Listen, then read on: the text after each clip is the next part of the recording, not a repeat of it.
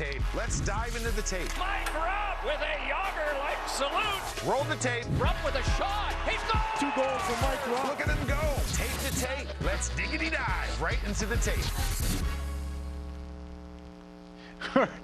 We're going diggity dive. We're in the tape room today, and today we are talking D-men, much to the chagrin of my counterpart here. No. Brian As a Boyle. former defenseman myself. That is true. You can snap the biscuit back there. And what we're going to talk about is Noah Dobson. We're going to give some flowers. We're going to talk Noah Dobson's power play movement, his shooting, and what he's done this year has been incredible. He's had such a career year and just amazing for the Islanders. He's done everything for them, and he's going to be a huge part of their playoff run. Yeah, and they've been, I don't want to say they've been a boring team the past few years. Yeah. They've had not a lot of turnover. They win a certain way.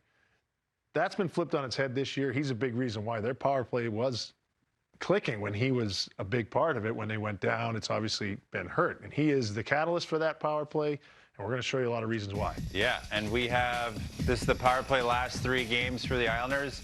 It hasn't been, with him, it's phenomenal. Without him, it's not great, and they need a good power play coming into the playoffs. And then here's a little graphic for everybody at home for Noah Dobson. First Islander defenseman with 70-plus points since how long ago? Denny Pave in '83. So this is just amazing to see. No one talks about him. He's not even in the conversation for Norris, but he's had a Norris-type season. Yep, and absolutely. Without him, we've talked about there's a potential where they're not even close to the playoff race. That could have been a lottery team. He really does do a number of different things for him in a certain way that's sometimes subtle, and it can be overlooked. Yeah, so let's get to the tape. Big fella's on it. We're going to show you a lot of offensive zone clips. So right here, we're going to watch him here. Watch him walk the line. And look at him. He always has his eyes up. He's reading that first layer, which is Giroux right there. And he's just always looking to the net. So if we can get a vision cone going to the net. How do you make it go on the big screen? Oh, it's not even on the big screen. So anyway, we're going to show a vision cone, but There it is. There it is. So if you look, his eyes are always up. And as a defenseman, talking to a D-man who's also a forward, anytime a forward's coming out at you, if your head's down and you're stick handling, it gives him the opportunity to come out and press and shrink the zone on you. But when you have your eyes up like Noah and you're walking the line, it makes it harder for him to read what you're going to do. So roll it forward. Nothing happens on it, no goal, but just a great shot on net. Puck retrieval to get pucks back. We're going to see the same thing again. Now what we're going to show here, stopping it right here, is watching Noah Dobson use his eyes to read where the forwards are in space and then not getting too excited. A lot of D will get excited. They'll skate towards the puck and they'll take away any type of shooting lane they have. Noah holds his ice, knows that Barzal can make this kind of play. We're going to see the puck come over to him, and then he makes a great shot pass. Let's roll it forward. A great shot pass that should be a goal, but just amazing awareness by him to get open in space. Now we have the next one, the same sort of thing before we get to all the beautiful goals, is seeing this. Look at this. As he gets the puck, there's no stick handle. There's no extra wasted movement. His eyes are up. He's ready to shoot is what I like to call. He's not getting stuck thinking, oh, where's the puck? He trusts his stick handling. He gets his eyes up. Look at how he holds the forwards and just puts a beautiful shot on net, gives his team a chance to score a goal, and they get the puck back retrieval. One shot leads to more. Now we're going to see off a face-off here. Same type of thing. He doesn't have busy feet, but his feet aren't lazy. He sees that when he moves the puck gets moved over to, I think this is Nelson.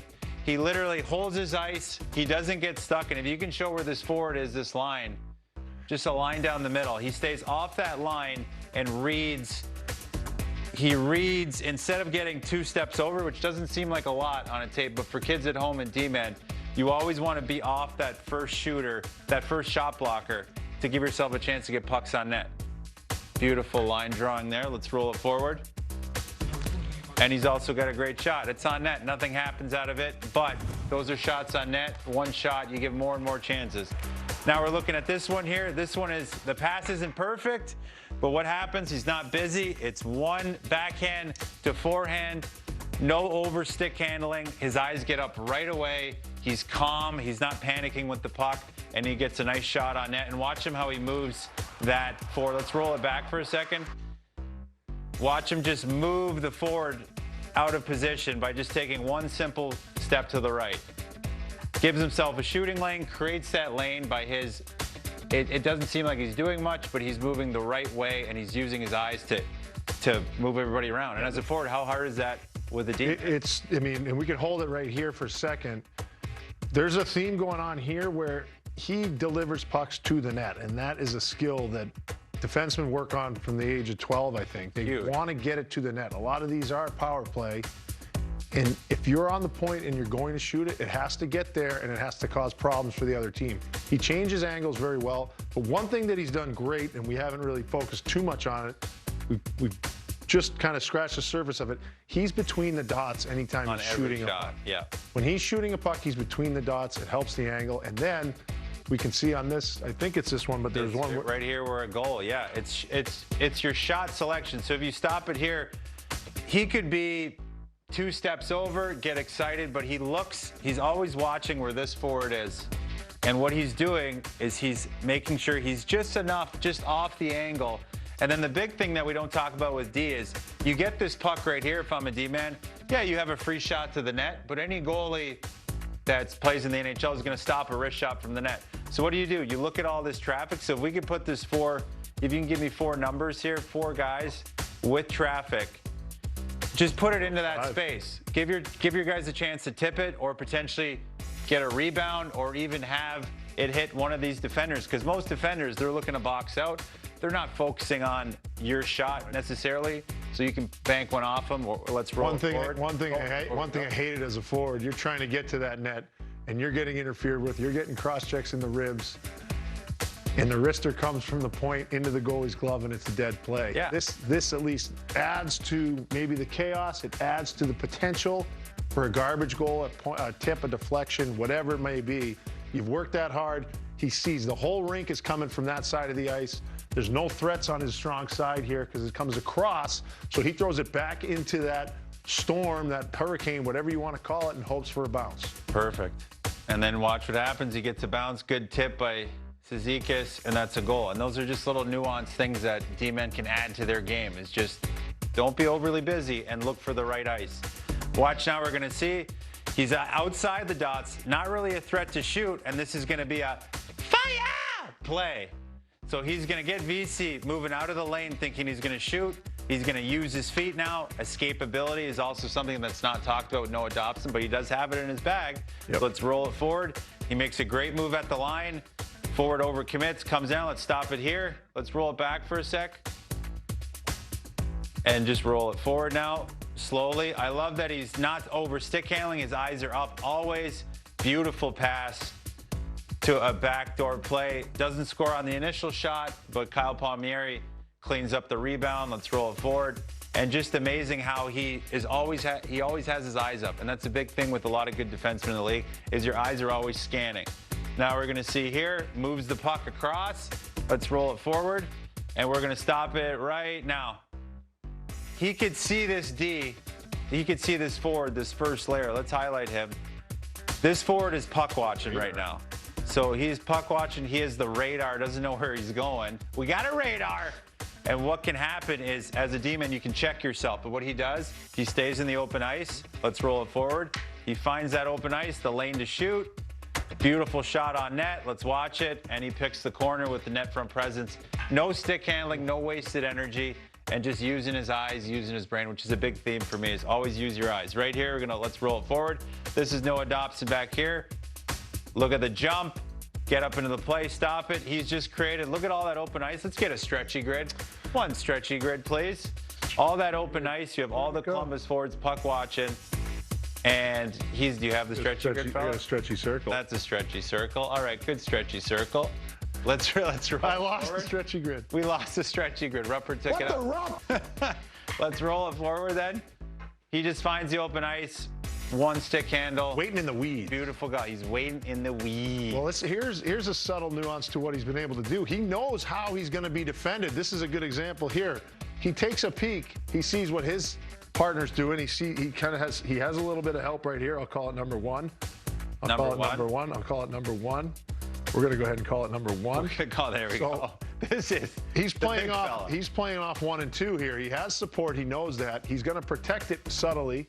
just in case things go awry. If his teammate there doesn't do his actual job. Show him, and I'll get you a stretchy grid too for everybody back home. Yeah, go ahead and show me the stretchy grid. Right. So he's surveying the ice so fast, and he does this really well. But he also knows. Where'd you find that? It's all right. Just keep rolling. He knows how he's been defended, right? He's had enough reps as to know exactly. Like on the VC, when he beat VC down the wall, he knew VC has to take away the shot lane first, so he's going to have a little bit of room to skate down the wall and create something. On this one, this is not a great play. He wasn't sure it was going to come up to him. It came up to him sort of slowly, right? And he knows where the open ice is. He scans down low. He sees where you got 1, 2, 3, and 4 Tampa, all right? So they're over there. They only have 4 players on the ice. He knows exactly where everyone is. If he can get it to an area in the middle of the ice, it doesn't have to be perfect. This is going to cause a lot of problems for Tampa's penalty kill. All he has to do is protect it long enough and find a way to get it over and not take the bait from Cirelli. He needs Cirelli to commit just enough so he can bring him in. And it's just putting the puck to space and roll it forward. It's just knowing where your outs are. Beautiful pass. Great finish. That's an empty net. You get it back. It's just the little things that he does out there on the ice that's so incredible. That's not talked about enough. And I know Josh Bernstein, our Islanders fanatic producer, will absolutely love that we're giving it to him. He's going to be jacked. But they're going to need him when he comes back healthy, not only on the power play, but also 5-on-5. And the big thing, again, going back to it, is using your eyes, not over stick handling, and just always having your head up and scanning the ice as a D-man. You don't want to check yourself, is what I always say. And what every coach has told me is don't check yourself. Get off the shot blocker and give yourself an angle so you don't have to overly move and get busy. You just watch, stay one step off. That's all you need. The puck's not big. If I am coming at a defender as a penalty kill forward, as a forward in general, if I'm skating at a player who has the puck right here, I call it the hip pocket, right in their hip pocket. Yep. I like that. Hip pocket. This is a dangerous play. You can't extend out to that guy if he's going to shoot it by you. As soon as the stick handle happens, I can take more ice and I can get closer. I can block a shot. I can close that gap as a defender. What he does so well, he has the puck in his hip pocket all the time. His eyes are up. There's going to be space on the ice at all times. He's finding that space better than most guys right now. Yeah, he flows beautifully. And Noah Dobson keep it rolling in the playoffs here. So, but that's our tape room. Hey, good tape room. Where's that grid?